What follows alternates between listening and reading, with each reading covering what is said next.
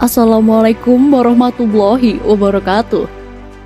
Sahabat Muslim, kasus kejahatan seperti pembunuhan di Indonesia semakin hari semakin mencemaskan. Sebab jumlah kasusnya kian meningkat. Hal itu dikarenakan hukuman yang diterapkan oleh pemerintah Indonesia tidak mengambil dari hukum Islam. Sistem hukum di Indonesia menganut sistem hukum Eropa kontinental atau civil law, di mana sistem tersebut banyak berkembang di negara-negara Eropa seperti Belanda, Prancis, Italia, Jerman, kemudian di Amerika Latin dan Asia. Dan hukum tersebut seperti yang kita ketahui selama ini seperti kurang efektif untuk mencegah terjadinya kejahatan di Indonesia.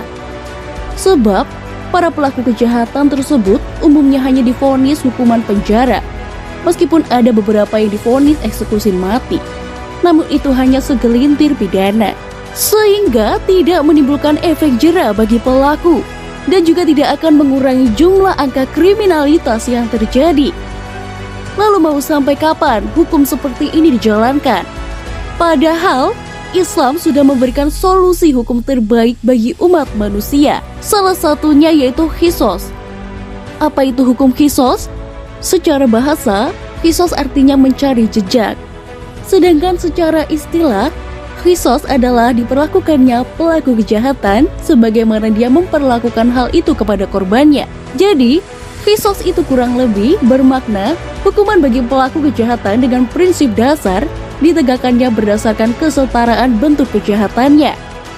Prinsipnya membunuh dengan dibunuh, melukai dengan dilukai, merusak dengan dirusak, dan memotong dengan dipotong.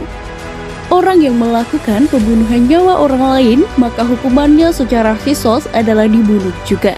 Orang yang melukai orang lain, maka hukumannya adalah dilukai juga. Tentu saja, kedudukan kadar nilai dan tingkat lukanya disamakan dengan apa yang telah dilakukannya. Dengan bahasa lain, kita bisa mengatakan bahwa hukum qisas itu adalah hukum berdasarkan kesetaraan dan kesamaan. Dan di dalam kisah itulah keadilan menampakkan wujudnya yang asli. Antara qisas dengan jinayah dan hudud ada hubungannya yang erat sehingga seringkali disamakan penyebutnya dalam banyak kesempatan. Namun, sesungguhnya istilah itu tetap punya perbedaan yang mendalam. Secara istilah, jinayah didefinisikan oleh Al-Jurjani sebagai sebuah perbuatan yang terlarang dan terkait dengan sesuatu yang membahayakan, baik kepada diri sendiri atau orang lain. Hubungan antara qisas dengan jinayah adalah hubungan sebab akibat. Perbuatan jinayah atau kejahatan yang dilakukan oleh seseorang akan mengakibatkan dijatuhkannya hukum qisas. Contoh yang sederhananya adalah orang yang membunuh dan menghilangkan nyawa orang lain dengan sengaja, maka dia telah melakukan tindakan jinayah.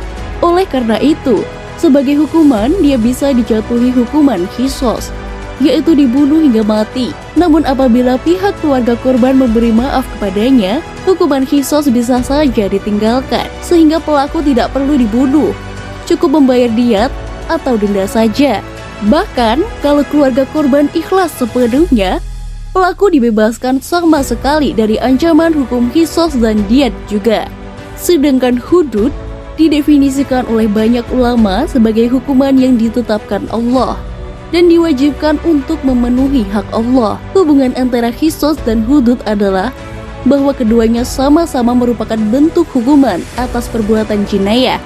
Contoh qisas adalah dipotongnya tangan pelaku kejahatan akibat dia telah memotong tangan orang lain. Sedangkan contoh hudud adalah dipotongnya tangan seorang pencuri yang memenuhi syarat pencurian.